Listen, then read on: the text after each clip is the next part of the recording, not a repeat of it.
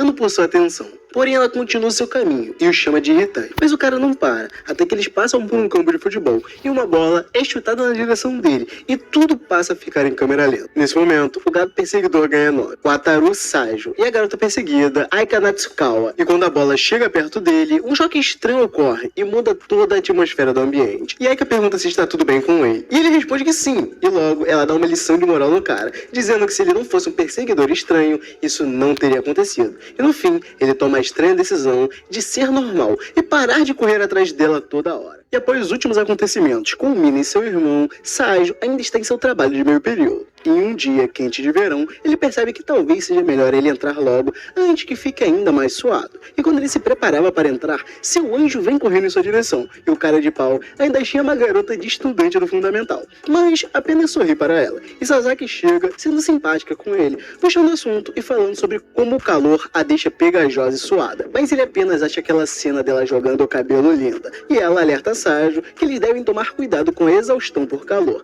Mas o cara fala que seria tarde demais. E nisso, Mina aparece chamando ele. E quando todos se olham, surge um climão. E Sajo começa a pensar. De um lado está uma estudante do fundamental, que mais parece uma estudante universitária. E do outro está uma estudante do ensino médio, que mais parece uma estudante do fundamental. E com toda essa maluquice, ele sente que está ficando confuso. E levando elas para dentro, elas começam a conversar sobre livros. E elas falam sobre livros nostálgicos. E elas parecem ter um gosto parecido para histórias de fantasia. Enquanto isso, Sajo observa de longe a conversa animada que as duas seguem tendo.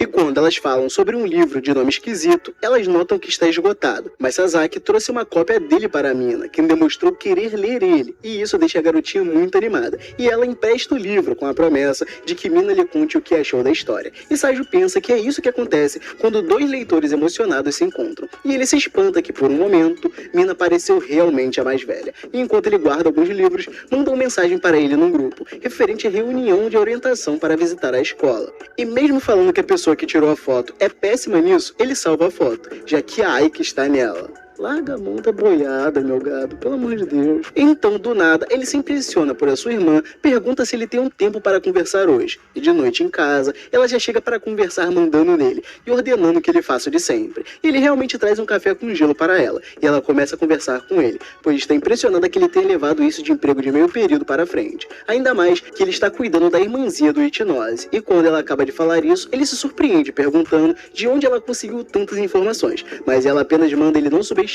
a rede de inteligência da vice-presidente, e logo ele percebe que Shinomiya teria contado para ela, mas ele também está surpreso que ela esteja trabalhando até tarde, mesmo que ela sempre reclame do cansaço, ela ainda cultiva a mentalidade de escravo corporativo. E ouvindo isso, ela quase parte para a agressão, mas termina dizendo que se ele tem tanto tempo livre, ele deveria ajudar com toda a visita escolar, mas ele diz que isso não deveria ser necessário, já que 2 pessoas de cada classe foram enviadas, mas ela diz que mesmo assim faltariam pessoas, pois se tem muito candidato para a turnê esse ano, e isso deixaria Rin sem pessoas. E mesmo com o conselho estudantil ajudando, o trabalho ainda está acima da capacidade. E ele diz que essa necessidade de ajuda é desagradável, mas ela fala que após o fim do trabalho de meio período, ele estaria com tempo livre, e pode fazer isso. E ela fala que não quer dever nada para Rin, e ainda fala que ela está triste após Sajo tê-la rejeitado. Mas ele se lembra que rejeitou entrar no comitê de disciplina, e diz que isso foi tudo que fez. Mas ela acaba o convencendo, dizendo que precisa fazer algo quando o relacionamento de uma conhecida está estranho com seu irmão. E com isso ele diz que iria ajudar, apenas partindo para cima com tudo. E Kaede diz que sendo ela, provavelmente gostará desse jeito, pois Rin não quer que ele não goste dela. Mas Sajo pede para sua irmã parar com isso, pois quando ela fala assim, fica mais difícil ainda para ele. Mas ela ainda assim zoa ele, dizendo que talvez o relacionamento de Rin e Sajo seja aquele que ela está pensando. E ele realmente fica corado com isso, e ela o força a ligar para Rin. Mas ao ligar, ela não o reconhece, e pergunta onde está Kaede. Mas ele fala que se ela estiver falando de sua irmã, ela está ao seu lado dormindo. Mas ao fundo dá pra ouvir a irmã dele falando para ele não soar como um namorado desse jeito. Isso enquanto quase arranca sua orelha. E percebendo que é ele, ela fica nervosa. E pergunta o que ele estaria fazendo ligando para ela. E ele conta que pegou o telefone de sua irmã, pois queria falar um pouco com ela. E Kaede volta a bater nele. Mas Shinomiya pede para que ela o deixe. E pergunta o que ele quer com ela. E enquanto ele ainda sente dor, ele diz que como o tour está chegando, ele pensou em ajudá-la com isso. Mas ela diz que se for isso, ele não precisa se preocupar, pois eles dariam um jeito sozinho. E ele percebe que foi gentilmente recusado por ela, mas Kaede o motiva a não desistir.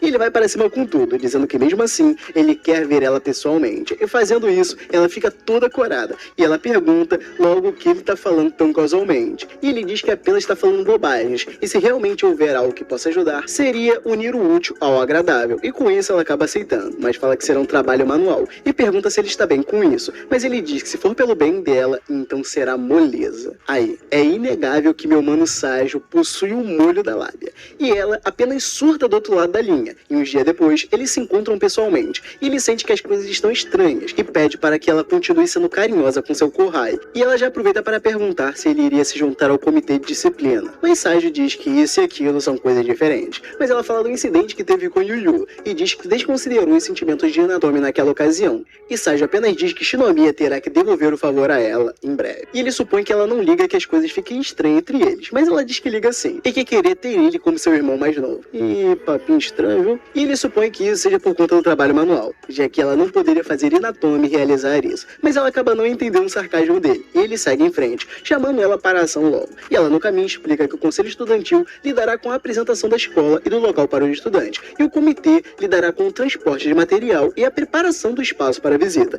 E Ságio brinca dizendo que eles serão como os heróis anônimos que farão o trabalho sujo por trás dos bastidores. E ela até concorda, mas o problema é que o comitê de moral é majoritariamente composto por meninas. E não que elas não sejam capazes, mas ela quer diminuir o trabalho que as garotas farão, equilibrando com os meninos. Mas Ságio pergunta se realmente apenas ele será de tanta ajuda. Mas ela diz que também gostaria de saber, pois por ser ele, ela acredita que dará tudo certo. Porém, ele diz que se puder mostrar sua masculinidade para as meninas, isso será uma oportunidade abençoada. E ela ouvindo isso, acha que foi rude e pula nele. E então eles chegam numa sala com alguém explicando como se portar na visita. E ela explica que é um entendimento tácito. E explica que pessoas sociáveis e bonitas são prioridade para isso, para que os alunos da visita se sintam incentivados por seus senpais. E olhando na sala, ele reconhece várias pessoas. E dentre elas estão Sasaki e Aika. E ele nota que seria óbvio que eles estariam ali, mas nota que ficar ali é um momento ruim. E quando troca olhares com Sasaki, ele sai andando. E Aika nota e pergunta o que houve, mas Sasaki esconde o fato de Ságio ter passado por ali.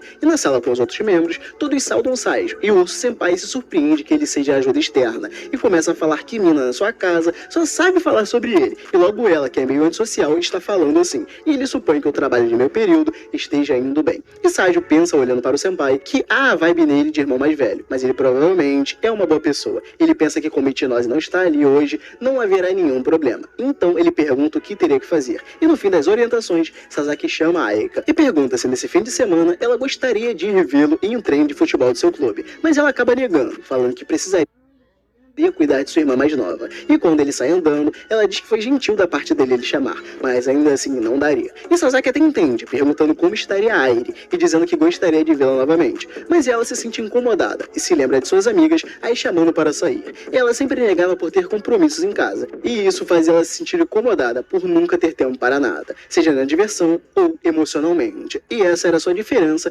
entre ela e seus colegas de classe que passavam o dia se divertindo. Ela não queria, mas se sentia sufocada com tudo isso. Então, do nada, quando o menino caiu e derrubou sua bandeja, ela não o ajudou por ser simpática ou prestativa. Ela apenas se viu nele e quis ajudá-lo. Apenas isso. E no dia seguinte, ele a chamou para o terraço e lá a agradeceu tudo formalmente, mas logo em seguida diz que se apaixonou à primeira vista por sua gentileza e pediu para sair com ela. Mas ela obviamente nega e ele ainda pergunta o motivo. Mas ela apenas diz estar ocupada demais e que coisas como sair com alguém não é algo com o qual ela consiga pensar agora. E ele pergunta com o que ela estaria ocupada, mas ela diz que não quer lhe contar seus assuntos pessoais, indo embora e deixando ele ali. E no dia seguinte, ele a para na rua, pedindo para apenas ir com ela para a escola. E dali em diante, ele sempre aparecia para lhe ver, e conforme os dias iam passando, ele sempre esteve em cima dela. Ela diz que ele sempre estava de bom humor e sendo positivo, e ela explica que não importa o quanto ela negasse, parecia que seus sentimentos não mudavam. E na escola, suas amigas começaram a perguntar sobre o rumor de um garoto estranho estar a perseguindo. Então, a partir daí, começaram a falar mais mais com ela. E por isso, o seu fardo diminuiu. E com a graduação, houve um tempo em que ele não apareceu perto dela. Mas ao ver ele, ela se sentiu animada. Mas ele apenas passou por ela, acenando. E no quadro de aprovação, acaba que os dois foram aceitos naquela escola. E quando eles conversavam por lá, ele conseguiu fazer com que ela o chamasse por seu nome. E falando com Kei, ela percebe que Aika é bem popular na escola. Porém, ela diz que se deve a você sabe quem. E Kei começa a chamá-lo por um apelido carinhoso. E Aika nota que, diferente do fundamental, agora mais pessoas estão ao seu redor. E mesmo não sendo o que ela planejou, ela estava tendo dias gratificantes. Porém, era isso que ela pensava. E do nada, enquanto ela anda pelo corredor, ela ouve a voz de Sajo falando com ela. Mas olhando para trás, o único ali era Sasaki. E nisso ela começa a correr pela escola, procurando em todos os lugares, mas não encontra. E Sasaki pergunta o que deu nela, mas ela apenas diz que estaria indo para casa.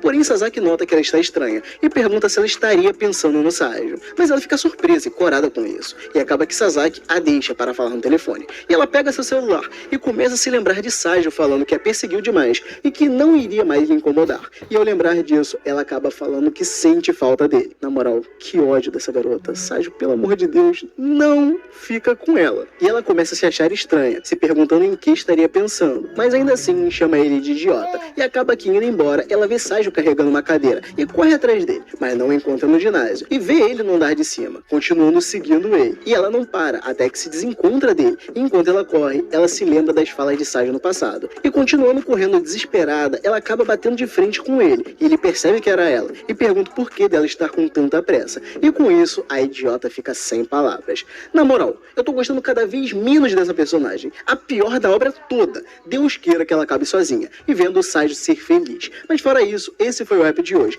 Tô puto com essa garota. E vejo vocês no próximo vídeo. Fui!